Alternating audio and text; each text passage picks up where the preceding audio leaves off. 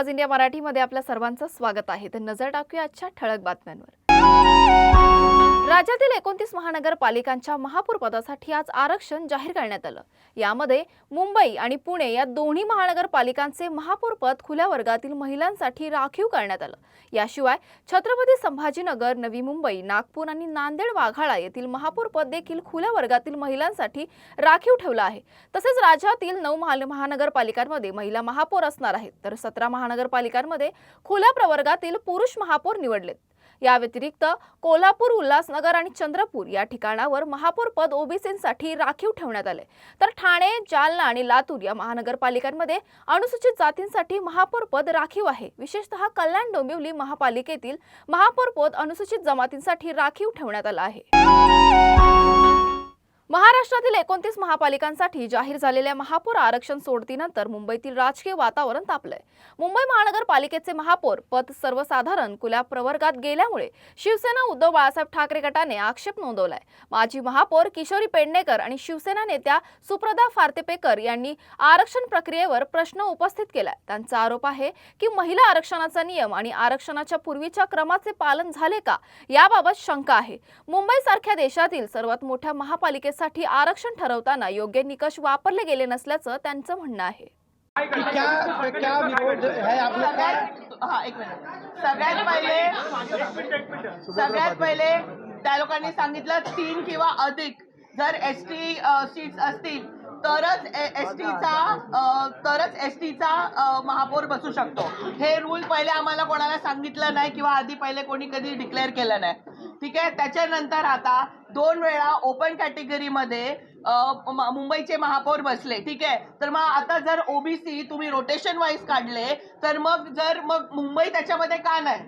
का 2 open कॅटेगरीचे OBC वर मुंबईचा महापौर बसू शकला असता, एसटी वर मुंबईचा महापौर बसू शकला असता। रोटेशन वाईज जर तुम्ही ओबीसी ची कॅटेगरी काढली तर मग त्याच्यात मुंबई का नाही? 2017-2019ला मुंबईचा महापौर ओपन कॅटेगरी मध्ये बसला, बरोबर आहे। माइंडेड बघून काढलंय, मग तुम्ही आता पक्षांचे माइंडेड बघून या लॉटऱ्या काढलंय, याचा अर्थ सगळं मॅनेज आहे। महाराष्ट्रातील 29 महानगरपालिकांच्या महापौर पदासाठी आज आरक्षणाची सोडत काढण्यात आली, ज्यामुळे राज्यातील राजकीय वातावरण तापलंय। शिवसेना नेते आणि माजी महापौर किशोरी पेडणेकर यांनी तीव्र आक्षेप नोंदवलाय। पेडणेकर यांनी मुंबईत एससी, एसटी आणि ओबीसी आरक्षण का दिले नाही या प्रश्नांवर उपस्थित केलंय।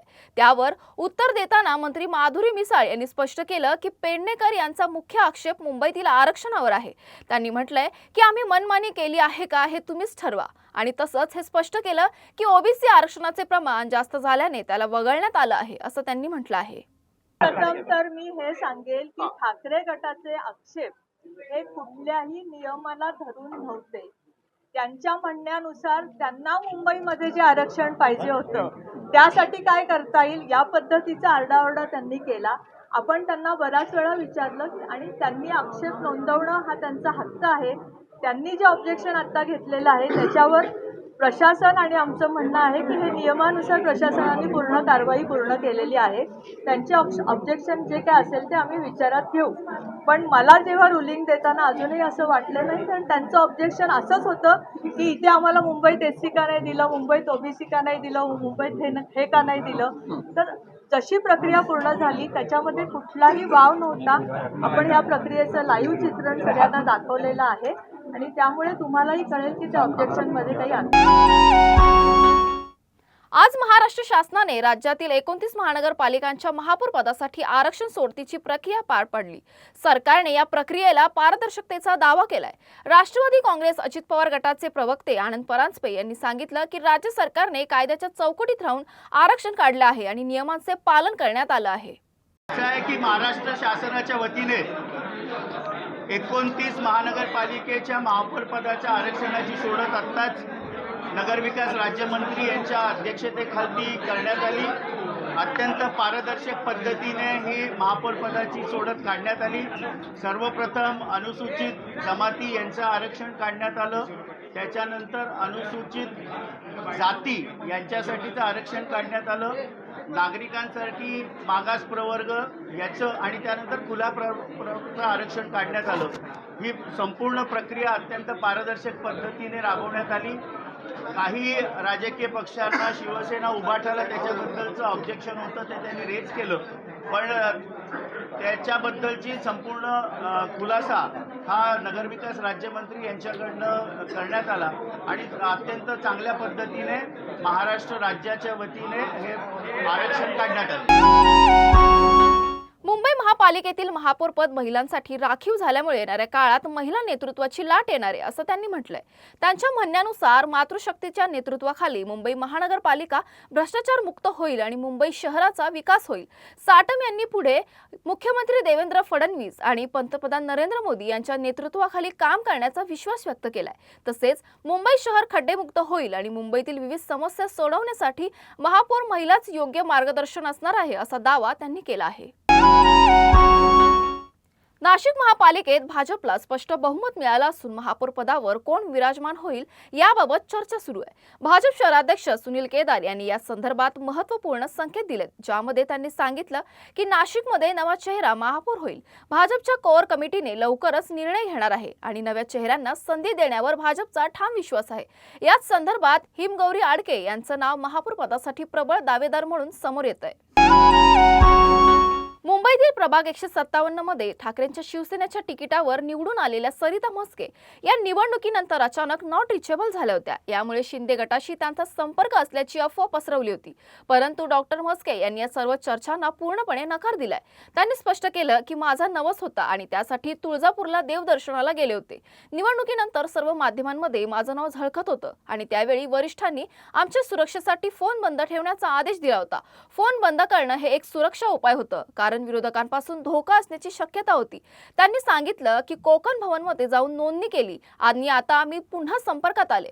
मला उशिरा मेसेज मिळाला आणि त्यामुळे नोंदणीला विलंब झाला, पण हे सर्व व्यवस्थेसाठीच होतं असं सरिता म्हस्के यांनी म्हटलंय. आज अकोल्यात महापालिकेच्या महापौर पदासाठी आरक्षण सोडत जाहीर झाल्यानंतर राजकीय घडामोडींना वेग आलाय. अकोल्यात वंचित बहुजन आघाडी, MIM, काँग्रेस, राष्ट्रवादी शरद पवार गट आणि राष्ट्रवादी अजित पवार गट यांच्या नेत्यांची संयुक्त बैठक पार पडली. या बैठकीत अकोला महापालिकेच्या महापौर पदासंदर्भात 45 मिनिटं चर्चा झाली. बैठक वंचित बहुजन आघाडीचे अध्यक्ष प्रकाश आंबेडकर यांच्या निवासस्थानी पार पडली. भाजपला सत्तेपासून दूर ठेवण्यासाठी विरोधक एकत्र येण्याचा प्रयत्न करतायत. बुधवारी काँग्रेसने शिवसेना ठाकरे गटाला एक प्रस्ताव दिला होता, ज्यात भाजपा विरोधात एकत्र यायला सांगितलं होतं. काँग्रेसने हे स्पष्ट केलं की त्यांना कुठलंच पद नकोय, मात्र भाजप विरोधात एकत्र यावं. भाजपकडून शिवसेना ठाकरे गटाला प्रस्ताव दिला असला तरी काँग्रेसने देखील त्यांना प्रस्ताव दिलाय आणि सर्व पक्षांनी भाजप विरोधात एकत्र येण्याचं आवाहन केलं आहे. मुंबई उच्च न्यायालयाने महाड नगर परिषद निवडणुकीदरम्यान झालेल्या हिंसाचाराच्या प्रकरणी राज्य सरकारच्या अपयशावर तीव्र नाराजी व्यक्त केली आहे. न्यायालयाने उपमुख्यमंत्री एकनाथ शिंदे यांच्या नेतृत्वाखाली राज्य सरकारवर गंभीर टीका केली असून त्यांनी या प्रकरणात प्रभावी कारवाई केली नाही असा आरोप केलाय. मुख्य मुद्दा हा होता की मंत्री भरत गोगावले यांच्या मुलासह अन्य आरोपींना अटक करण्यात पोलिसांना अपयश आलंय. न्यायालयाने राज्य सरकारला स्पष्ट केलं की आरोपींविरोधात योग्य कारवाई करण्यात असमर्थता दर्शवताना मुख्यमंत्री आणि सरकार खूपच असहाय्य ठरले. त्याचप्रमाणे उच्च न्यायालयाने हे देखील सांगितलं की सरकार कोणालाही 24 तासात अटक करू शकते, पण जेव्हा त्यांना अटक करायची नसते तेव्हा ते प्रतिज्ञापत्र सादर करतात. यावरून न्यायालयाने पोलिसांच्या कार्यक्षमतेबद्दल आणि राज्य सरकारच्या निष्क्रियतेबद्दल नाराजी व्यक्त केली आहे. बांगलादेश सरकारने भारतात खेळण्यास नकार दिल्यानंतर T20 वर्ल्ड कपच्या संदर्भात मोठा वाद उभा राहिलाय. बांगलादेश क्रिकेट बोर्डाच्या सुरक्षेच्या कारणामुळे ICCला भारतात खेळण्याबाबत विरोध केला होता.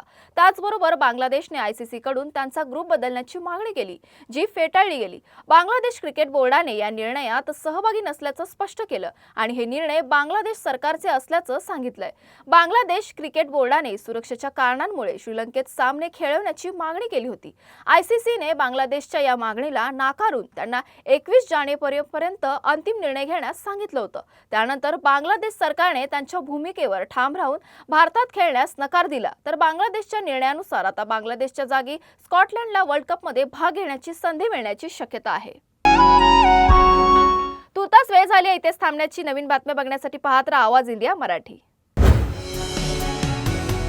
आवाज इंडिया.